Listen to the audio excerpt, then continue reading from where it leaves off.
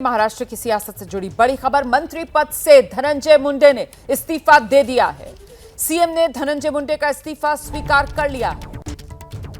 मुख्यमंत्री महाराष्ट्र के देवेंद्र फडणवीस धनंजय मुंडे का इस्तीफा स्वीकार करने के बाद प्रक्रिया के तहत उन्होंने धनंजय मुंडे का इस्तीफा राज्यपाल को आगे भेज दिया है। ये पूरा मामला सरपंच संतोष देशमुख हत्याकांड से जुड़ा हुआ। इस हत्याकांड में धनंजय मुंडे का करीबी आरोपी है और इसके बाद से ही धनंजय मुंडे पर इस्तीफे को लेकर दबाव था। बीती रात अजीत पवार के साथ सीएम देवेंद्र फडणवीस ने बैठक की और इस बैठक में धनंजय मुंडे भी मौजूद रहे। ये बैठक करीब 1.5 घंटे तक चली और इसमें इस्तीफा देने के लिए धनंजय मुंडे को राजी किया गया। आखिरकार धनंजय मुंडे ने आज इस्तीफा दे दिया है।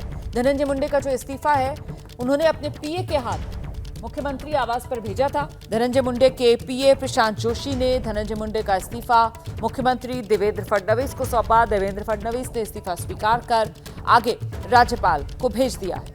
तो धनंजय मुंडे ने आखिरकार इस्तीफा दे दिया है, लेकिन सवाल ये उठ रहा है कि क्या ये इस्तीफा देने में देरी हुई। और ये सवाल इसलिए उठ रहा है क्योंकि विपक्ष लगातार सरकार की घेराबंदी करता हुआ कि ये कैसी संवेदनहीन सरकार है, बार-बार निर्मम तरीके से हत्या हो जाती है और सरकार के कान पर जू तक नहीं रेंगती। फिलहाल अब जब ये इस्तीफा हो गया है तो इसको लेकर जानकारी खुद मुख्यमंत्री देवेंद्र फडणवीस की तरफ से साझा की गई है। सुनिए।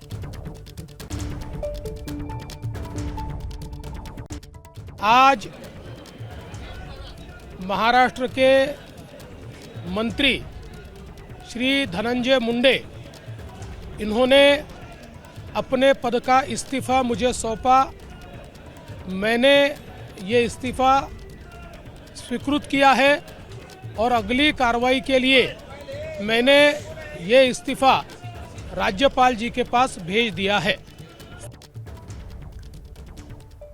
तो धनंजय मुंडे का इस्तीफा हो गया है राज्यपाल के पास। धनंजय मुंडे का इस्तीफा मुख्यमंत्री ने स्वीकार करने के बाद भेज दिया है। लेकिन महाराष्ट्र की सियासत में अब आगे क्या, और यह सवाल बड़ा इसलिए हो रहा है क्योंकि धनंजय मुंडे के इस्तीफे के बाद आदित्य ठाकरे की प्रतिक्रिया सामने आई है।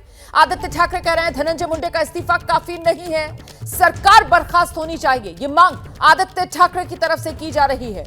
बीजेपी के नेता इस्तीफा मांग रहे थे लेकिन सरकार ने सुना नहीं।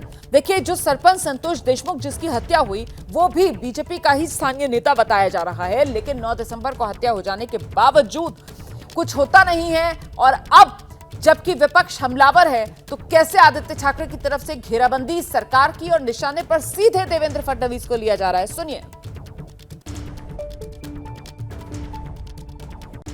सिर्फ रेजिग्नेशन से बात बनती नहीं है, ये सरकार बर्खास्त होना चाहिए। क्योंकि अगर आप देखें तो महाराष्ट्र में पिछले कई सालों में 2.5-3 सालों में जो कायदा सुव्यवस्था कानून की परिस्थिति बनी है बहुत ही खराब है, बहुत ही भयानक है। कभी कोई बस में रेप होता है और राज्य के गृह मंत्री कहते हैं कि ये सब शांत थी वो महिला, तो इसलिए कुछ हो सका नहीं, कुछ एक्शन हो सकी नहीं। कैसी बात है, कैसा न्याय है, कैसा कानून है? अगर कोई एक्शन अभी आज ना ले, पूरी सरकार बर्खास्त ना हो, तो ये महाराष्ट्र में कौन इन्वेस्टमेंट के लिए आने वाला है, कौन रहने वाला है, कौन सी महिला या कौन सा पुरुष सुरक्षित है?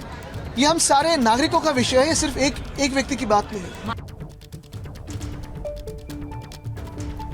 आदित्य ठाकरे को आप सुन रहे थे। विपक्ष हमलावर है, निशाने पर सीधे देवेंद्र फडणवीस महाराष्ट्र सरकार को ले रहा है। सीधे आपको लेकर चलेंगे, हमारे साथ हमारे सहयोगी वैभव परब इस वक्त मौजूद है और जरा वैभव से ही जानते हैं। वैभव, ये बात तो अब लग रहा है कि यहां पर रुकेगी नहीं बल्कि आगे और बढ़ती हुई नजर आ रही है, जिस तरीके के तेवर विपक्ष की तरफ से दिखाए जा रहे हैं। वैभव,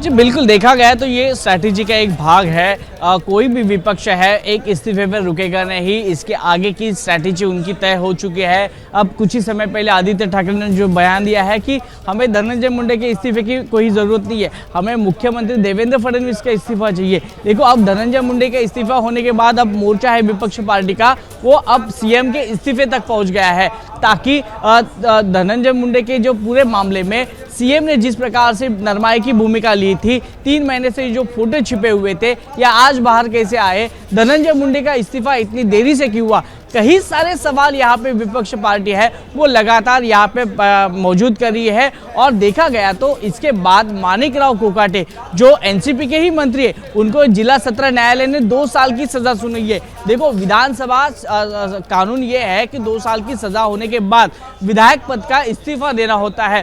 तो अब ये इस्तीफा देना पड़ेगा, ये भी इसके ऊपर कहीं अटकलें चल रही है। अब माणिकराव कोकाटे है वो ऊपर के न्यायालय में गए हैं, उधर वहाँ पे उन्होंने बातचीत चल रही है कि वहाँ से उनको कैसी राहत मिली जाए।